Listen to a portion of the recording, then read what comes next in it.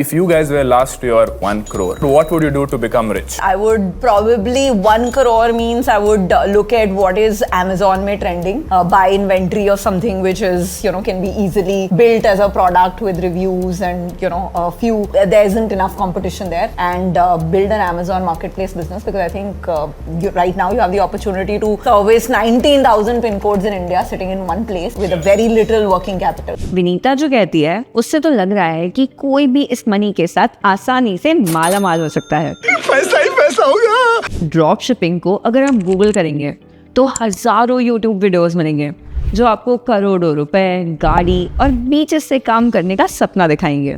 आज जरा हट के करियर्स में हम समझेंगे कि कैसे ये आपको डुबा सकती है या किस्मत और स्ट्रैटेजी सही रही तो उड़ा सकती है।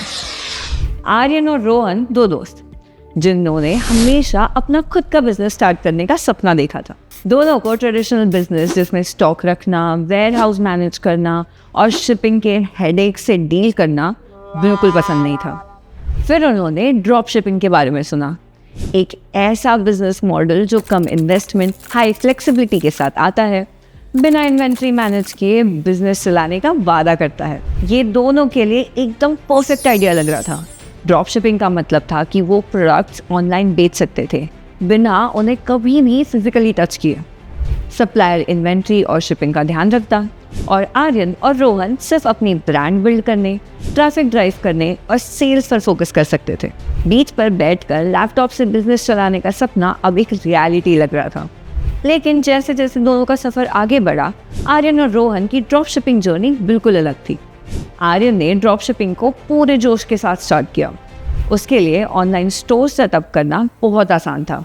कुछ ट्रेंडी प्रोडक्ट सिलेक्ट किए, एक सिंपल वेबसाइट बनाई और कुछ ही दिन में उसका स्टोर तैयार हो गया। उसने सप्लायर्स को अच्छी तरह से चूज किया, ये इंश्योर करते हुए कि उनका शिपिंग प्रोसेस रिलायबल हो। जब पहला ऑर्डर आया, आर्यन का दिल खुशी से भर गया। इतनी खुशी। उसने ऑर्डर डिटेल्स अपने सप्लायर को भेजी और सप्लायर ने पैकिंग और शिपिंग का काम संभाल लिया। ड्रॉप शिपिंग आर्यन के लाइफस्टाइल के लिए परफेक्ट थी। कोई इन्वेंट्री मैनेज करने का टेंशन नहीं, सब कुछ सप्लायर संभाल रहा था। उसका फोकस बस एड्स इंप्रूव करना, वेबसाइट ऑप्टिमाइज करना और कस्टमर सेटिस्फैक्शन पे था। ऐसे ही धीरे धीरे उसका बिजनेस बढ़ने लगा। कभी कभी डिलीवरी में थोड़ा डिले या रिटर्न का प्रॉब्लम होता था, लेकिन ज़्यादा केसेस में सब स्मूथली ही चल रहा था। रोहन का एक्सपीरियंस आर्यन से बिल्कुल अलग था। उसने भी उतनी एक्साइटमेंट के साथ ड्रॉप शिपिंग स्टार्ट की, लेकिन जल्दी ही उसे बिजनेस के हिडन चैलेंजेस का सामना करना पड़ा। पहले स्टोर सेटअप करने में उसे टेक्नोलॉजी समझने में दिक्कत आई। ऊपर से रोहन के सप्लायर्स आर्यन जैसे रिलायबल नहीं थे। प्रोडक्ट्स कभी लेट आते, कभी डैमेज और कभी तो बिल्कुल ही नहीं आते। कस्टमर्स गुस्से में ईमेल्स भेजते और रोहन को लगता कि सब गलती उसकी है, जबकि वो तो सप्लायर की तरफ से प्रॉब्लम्स हैंडल कर रहा था। कस्टमर सर्विस के इश्यूज उसके लिए रोज का हेडेक बन गए, क्योंकि उसके पास प्रोडक्ट क्वालिटी और शिपिंग पे कोई कंट्रोल नहीं था। ऊपर से रोहन को बहुत ज़्यादा कंपटीशन का सामना करना पड़ रहा था। ड्रॉप शिपिंग में एंट्री बैरियर्स कम होने की वजह से मार्केट में हज़ारों लोग वही प्रोडक्ट्स बेच रहे थे जो रोहन बेच रहा था।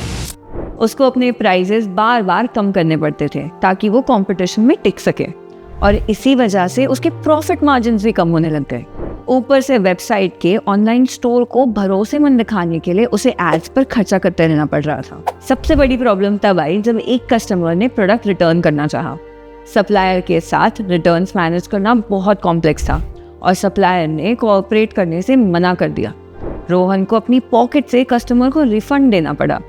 उसे ये समझ आ गया कि सप्लाई चेन पर कंट्रोल की कमी ड्रॉप शिपिंग का एक मेजर ड्रॉबैक है। ऊपर से ड्रॉप शिपिंग में कितना भी पैसा डालने पर कोई उसे या उसके ब्रांड को नहीं पहचानेगा। तू कौन है? और इस जैसे कई प्रोडक्ट्स ऑनलाइन होंगे, तो अपने प्रोडक्ट्स बेचते रहने के लिए उसे इन पर स्पेशल ऑफर्स भी चलानी ही पड़ेगी।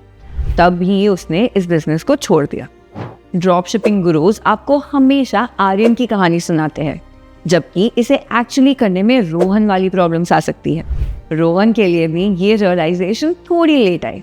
उसने सोचा था कि ड्रॉप शिपिंग एक एफर्टलेस पैसिव इनकम मॉडल होगा, लेकिन lack of control, tight margins और कांस्टेंट कस्टमर कंप्लेंट्स ने उसका सपना तोड़ दिया। क्या ड्रॉप शिपिंग आपके लिए सही है? ये डिपेंड करता है आपके बिजनेस पर। अगर आप ड्रॉप शिपिंग कंसिडर कर रहे हो तो कुछ चीज़ें ध्यान में रखें। आप अपना ब्रांड कैसे बिल्ड करना चाहते हो। ड्रॉप शिपिंग में आपको प्रोडक्ट क्वालिटी और पैकेजिंग पर ज़्यादा कंट्रोल नहीं मिलता, और अगर ये चीज़ें कस्टमर को पसंद नहीं आई तो वो दोबारा आपके पास नहीं आएंगे। कस्टमाइजेशन भी लिमिटेड होती है, इसीलिए अपनी ब्रांड को अलग दिखाना मुश्किल हो सकता है। शिपिंग स्पीड भी इम्पॉर्टेंट है। कस्टमर्स को जल्दी डिलीवरी चाहिए होती है। अगर शिपिंग स्लो हुई तो कस्टमर्स खुश नहीं रहेंगे। ड्रॉप शिपिंग का फ़ायदा ये है कि आपको ज़्यादा इन्वेंट्री होल्ड नहीं करनी पड़ती, लेकिन प्रॉफिट मार्जिन्स भी काफ़ी कम होते हैं क्योंकि कंपटीशन बहुत ज़्यादा है। आपको सप्लाई चेन और इन्वेंट्री कंट्रोल का भी ध्यान रखना पड़ेगा। कभी कभी सप्लायर्स के पास स्टॉक नहीं होता और उस केस में कस्टमर को डिसअपॉइंट करना पड़ता है। रिटर्न्स और रिफंड्स हैंडल करना भी थोड़ा कॉम्प्लिकेटेड हो सकता है क्योंकि सप्लायर के रूल्स फॉलो करने पड़ते हैं। ड्रॉप शिपिंग एक शॉर्टकट नहीं है, लेकिन एक बिजनेस है जो एफर्ट और परसिस्टेंस डिमांड करता है। आर्यन ने ड्रॉप शिपिंग को अच्छे से मैनेज किया, लेकिन अगर ये मॉडल आपके लिए नहीं है तो इन ऑल्टरनेटिव्स को ज़रूर ट्राई करो, जैसे थर्ड पार्टी फुलफिलमेंट। आप बल्क में प्रोडक्ट्स खरीद कर किसी फुलफिलमेंट सर्विस को शिपिंग और स्टोरेज का काम दे सकते हो। इससे आप क्वालिटी चेक कर सकते हो और प्रमोशंस भी चला सकते हो, या खुद का ब्रांड बनाना या एफिलिएट मार्केटिंग। इन सभी करियर्स के बारे में अगर आप और जानना चाहते हो तो अभी कमेंट ड्रॉप कीजिए, और अगर आपको ये वीडियो अच्छा लगे तो लाइक और सब्सक्राइब ज़रूर करें। मिलते हैं किसी नए करियर के साथ। Bye bye.